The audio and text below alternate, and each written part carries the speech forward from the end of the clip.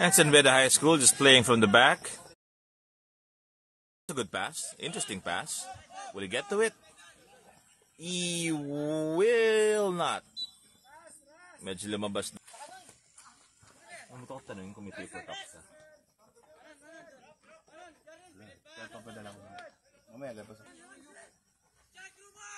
And they're going to look for a through ball. Here's the through ball.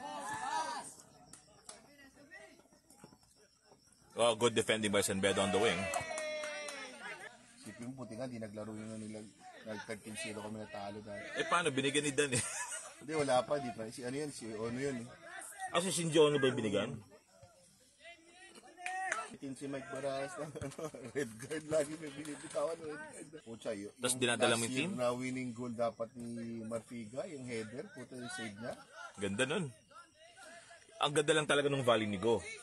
Yung wala talaga. Wala kang magagawa doon. Yung kay Marfiga na header na sinave niya. And receive the return pass. Courtesy of the San Beda bench. Here's the number 43 with the throw. He will get the ball back and he gets through. And he cross. Low cross coming. Will they shoot? There's a shot. And there's the third goal by San Beda.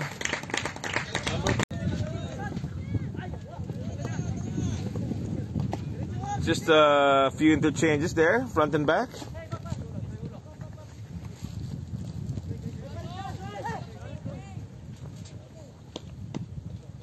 Currently in progress, Coach. 0-0 pa tayo, Coach Lem. 0-0 pa. Holiday pala? Holiday. Holiday ba bukas? Oo. Anong holiday bukas?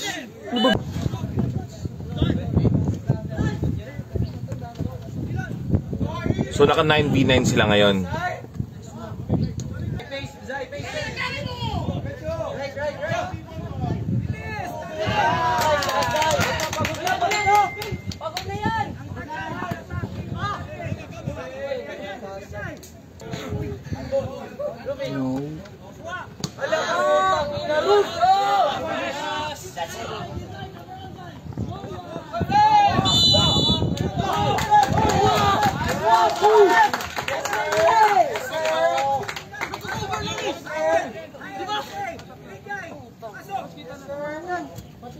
April, Pacificar, Gamayao. Go, go, go, San Beda.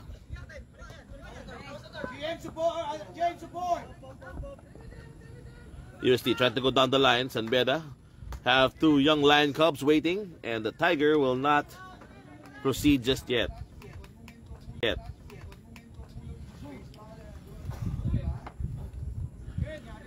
Sabi ni Roger, shout out Eliezer Moreno.